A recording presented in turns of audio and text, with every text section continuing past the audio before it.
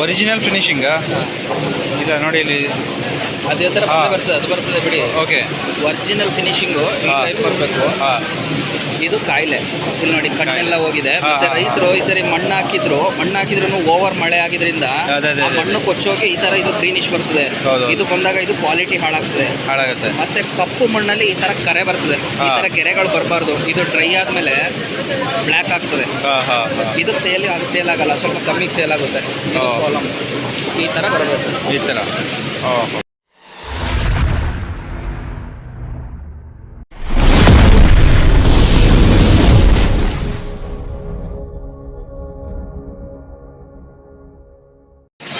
ಹೇಳಿ ವೈರಸ್ ಬಗ್ಗೆ ಹೇಳಿ.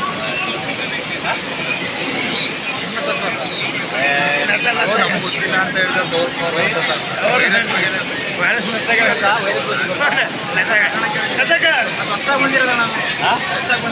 ಅದೇ ಯಾವ ಥರ ಹೊಸದಾಗಿ ಅಂದರೆ ಗಾಡಿಗಳ ಸೇಮ್ ಮಾತಾಡಿ ಬಟ್ ಶುಂಠಿ ಏನಾಗಲ್ಲ, ಶುಂಠಿ ಆಗುತ್ತೆ ಬಟ್ ಕಡಿಮೆಗೆ ಆಗಲ್ಲ.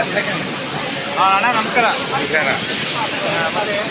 ಎಲ್ಲ ಹೇಳ್ಬೇಕು ಮಾಡ್ಬಿಟ್ರಲ್ಲ ಸೇಲಿಗೆ ಲಾಭ ಮಾಡೋದು 2,000 ಆಗಲ್ಲ. ಏನು ಎಲ್ಲ ಕಾಯಿಲೆ ಬರ್ತಾ ಉಂಟಲ್ಲ, ಎಲ್ಲ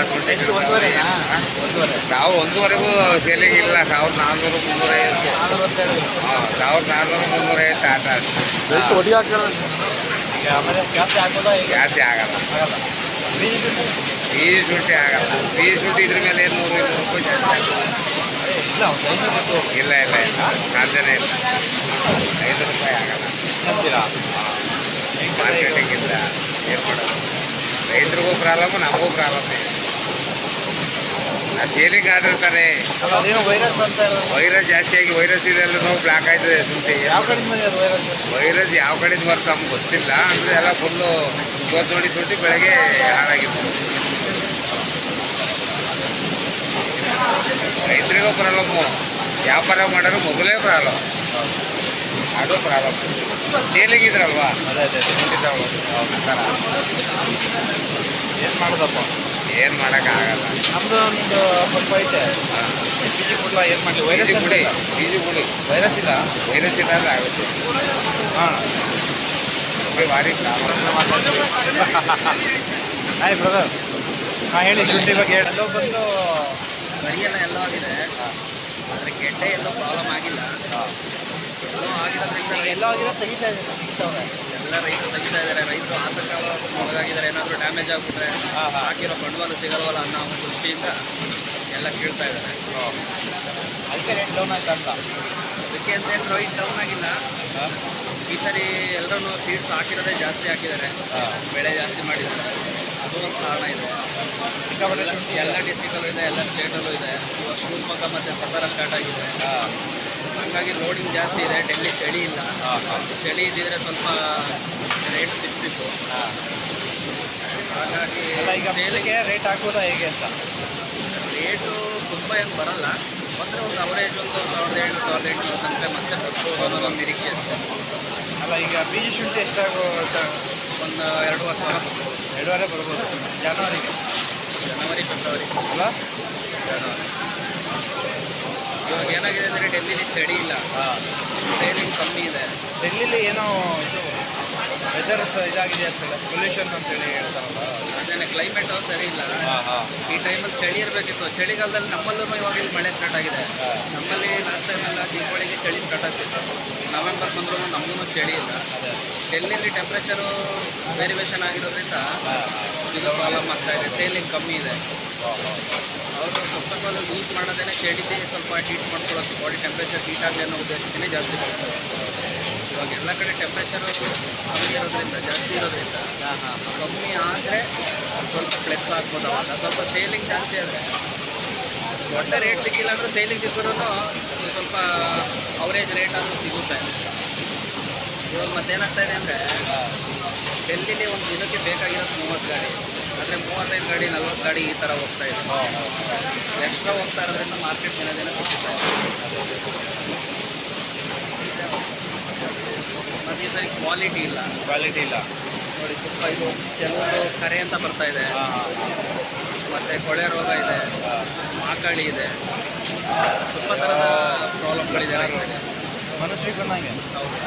ಇವಾಗ ಕೊರೋನಾ ಯಾವ ಥರ ಒಂದು ಅಲೆ ಎಬ್ಬಿಸ್ಕೊಂಡ್ಬರ್ತು, ಅದೇ ಅದೇ ರೀತಿಲಿ ಇವಾಗ ಒಂದು ಹೊಸ ವೈರಸ್ ಅಂತ ಬಂದಿದೆ. ಅದಕ್ಕೆ ಯಾವುದೇ ರೀತಿ ಮದ್ದಿಲ್ಲ.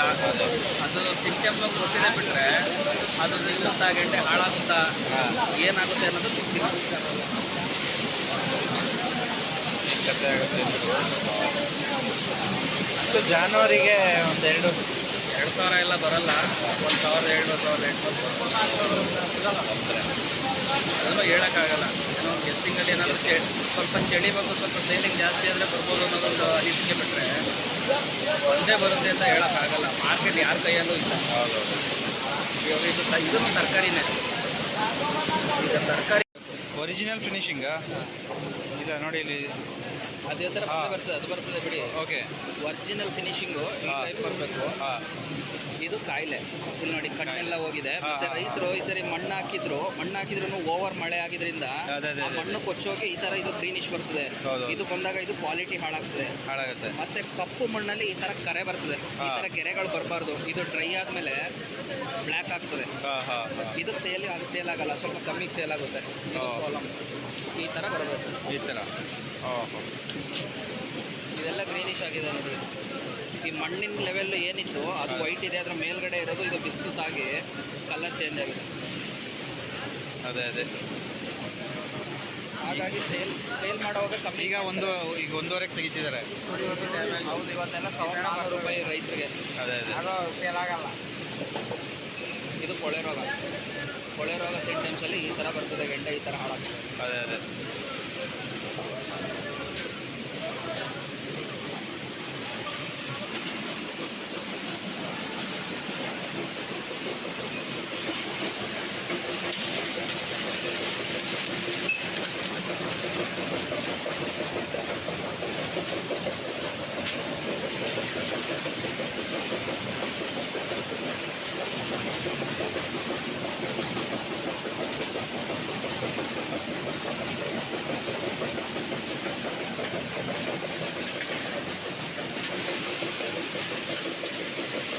2 ಬಂದರೆ ಸಾಕು ಅಂದ್ಕೊಂಡು ಕಾಯ್ತಾ ಇದ್ವಿ ನಾವು.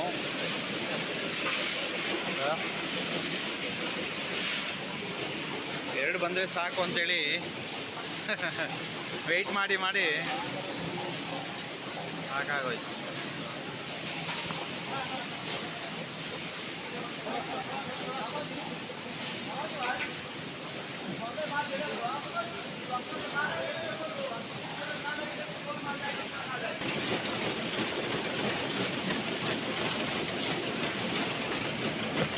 ಯಾವ ವಾಷಿಂಗ್ ಹೋದ್ರೂ ಕೂಡ ಇದೇ ಪರಿಸ್ಥಿತಿ.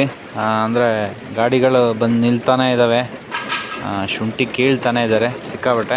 ಅದರಲ್ಲೂ ವೈರಸ್ ಬಂದಿರೋದ್ರಿಂದ ಸಿಕ್ಕಾಬಟ್ಟೆ ಕೀಳೋದು ಜಾಸ್ತಿ ಆಗಿಬಿಟ್ಟಿದೆ ಈ ಮಂತಲ್ಲಿ. ನವಂಬರ್ ಡಿಸೆಂಬರ್ ತಿಂಗಳುಗಳಲ್ಲಿ ಹೆಚ್ಚು ಸಿಕ್ಕಾಬಟ್ಟೆ ಕೇಳ್ತಾರೆ.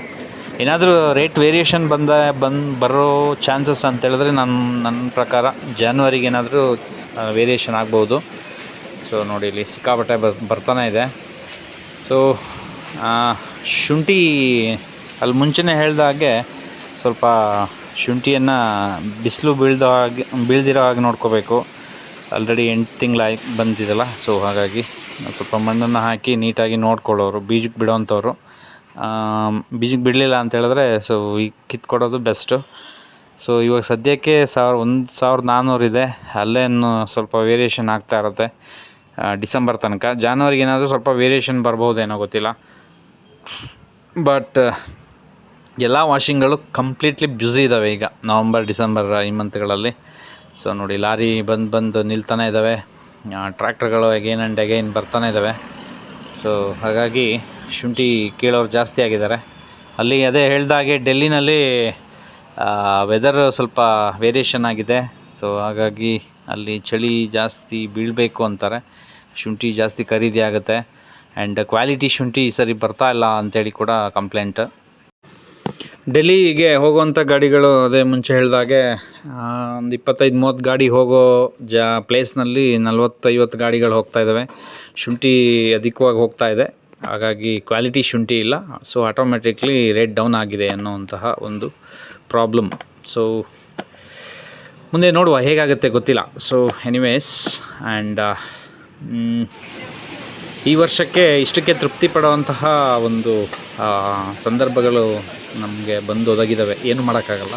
ಸೊ ಶುಂಠಿ ಹಾಳಾಗ್ತಾಯಿದ್ರೆ ಅಥವಾ ವೈರಸ್ ಬಂದು ಏನಾದರೂ ಆಗ್ತಾಯಿದ್ರೆ ಸೊ ಕೊಟ್ಬಿಡಿ. ಆ್ಯಂಡ್ ಬೀಜಕ್ಕೆ ಬಿಡೋರು ತುಂಬ ಚೆನ್ನಾಗಿದ್ದರೆ ಮಾತ್ರ ಬೀಜಕ್ಕೆ ಬಿಟ್ಕೊಳ್ಳಿ. So keep watching. Thank you so much. Next ವಿಡಿಯೋದಲ್ಲಿ ಸಿಗೋಣ.